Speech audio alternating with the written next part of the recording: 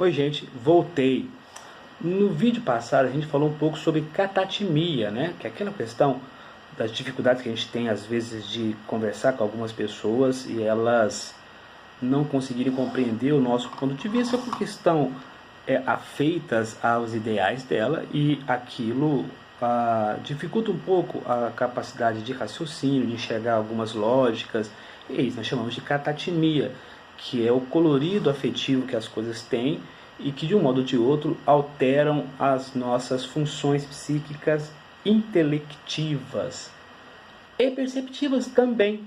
Então, já que a gente está brincando de falar de psicopatologia no Instagram, hoje eu vou me aventurar um pouco mais, inclusive pegando um pouco do gancho de catatimia.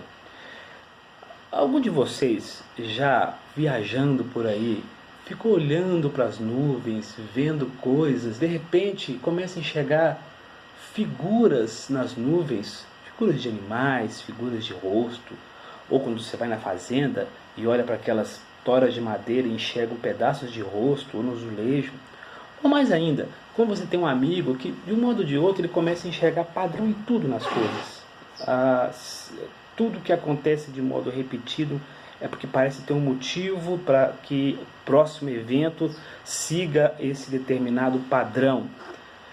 Pois é, antes de mão eu vou dizer para vocês que nenhum dos dois estão ficando loucos, nem você, nem seu amigo. Esses dois fenômenos são razoavelmente comuns e eles têm alguma relação com os fenômenos catatímicos. O primeiro deles que eu vou descrever para vocês é apofenia. Apofenia, que foi um fenômeno descrito por Klaus Conrad, que foi um psiquiatra suíço, que escreveu isso em 1959. A princípio ele descreveu essa apofenia ou apofania em algumas outras literaturas para descrever pacientes psicóticos que, quando começavam a desenvolver o quadro psicótico, a atividade delirante, eles buscavam significado em tudo. Então havia uma sensação de estranheza e eles começavam a buscar significados, padrões em todas as coisas para que aquilo tudo fizesse sentido para eles. Depois percebeu-se que na verdade esse fenômeno não é só adstrito ou só restrito aos psicóticos. Não, na verdade o nosso cérebro acaba fazendo isso. Nós normalmente enxergamos padrões na natureza. A natureza é feita de padrões, os ciclos circadianos é um padrão, as estações do ano são padrões, e a gente observa padrões em tudo, né?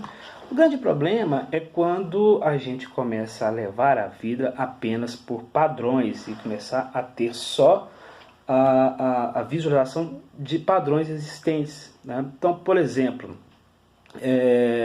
uma coisa que é um experimento científico que se chama falácia do apostador. Quando você joga a moeda 5 vezes para cima, esperando dar cara ou coroa, as 5 vezes ela dá coroa. A tendência natural é você pensar, não, a próxima vai dar cara. Você acredita naquilo porque você seguiu um padrão em relação àquilo, né?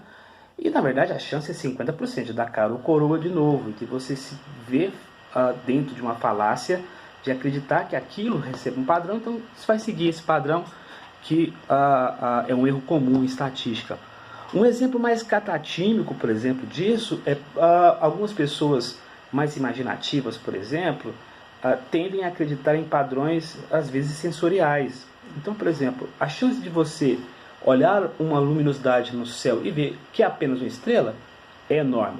Se você for uma pessoa mais imaginativa e seu amigo dizer, olha, eu vi fenômenos luminosos e eu tenho certeza que são extraterrestres, a tendência natural é que você procure nas luminosidades um padrão de existência disso. Então, se houver 3 luzes piscando em determinado tempo, pode ser que seja uma comunicação alienígena.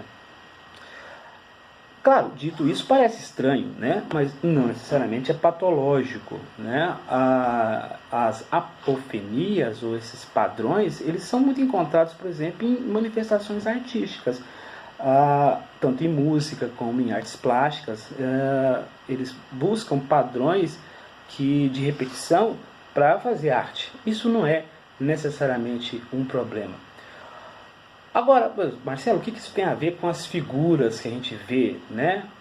Bom, as figuras são hoje classificadas como um tipo de apofenia, a gente chama de pareidolia, cada nome estranho, né? Então o que é pareidolia? Pareidolia é quando você olha para um objeto que absolutamente não tem nada de mais importante e por uma questão de desatenção ou de estar pensando numa coisa que move você emocionalmente, você acaba enxergando naquilo uma visão, um objeto. Então você olha para a nuvem e vê uma figura de uma criança ou de uma pessoa, de um animal. Você pode ver figuras religiosas, às vezes em azulejos, em madeiras, enfim. A pareidolia, ela é um fenômeno razoavelmente natural que acontece oriundo de um fenômeno nosso, psicológico, que é intrínseco, que é a sensação de completude. O nosso cérebro trabalha da seguinte maneira: para que as coisas façam sentido, elas precisam elas serem completas, elas terem um início, um meio e um fim. Se eu começo a falar com vocês e paro de uma vez e não continuo meu raciocínio, a tendência natural de vocês é pensar: caramba, o que ele ia falar? Por que ele parou? Quando eu olho para uma coisa despercebidamente e eu enxergo algo que parece não natural, o meu cérebro interpreta isso que pareceu natural e acaba que eu visualizo uma coisa para tomar forma para aquilo parecer normal para mim. É uma ilusão. Quando você olha de novo, aquilo já não está lá mais. A pareidolia, ela é um fenômeno absolutamente natural, né? E a gente vê isso muito, principalmente quando a gente está tomado por emoções. Então acaba sendo um pouco de catatímico também, né? Um pouco de emocional. Para que eu estou dizendo isso? Porque dias atrás um paciente me perguntou: eu vejo coisas nas paredes. E eu fiz: com qual frequência você vê as coisas na parede? E ele me descreveu isso. Isso é absolutamente natural. Então, a proposta nossa é brincar um pouco com algumas coisas da psicopatologia e para desmistificar que nem toda coisa que parece extremamente ilusória ou irreal, elas são necessariamente patológicas. Então, a mensagem que eu digo hoje é: bom, se você vê coisas como figuras na parede ou padrões de existência, não necessariamente você não esteja são. Às vezes você é apenas uma pessoa muito criativa. Um grande abraço a todos e psicopatologia é para todos. Abraços.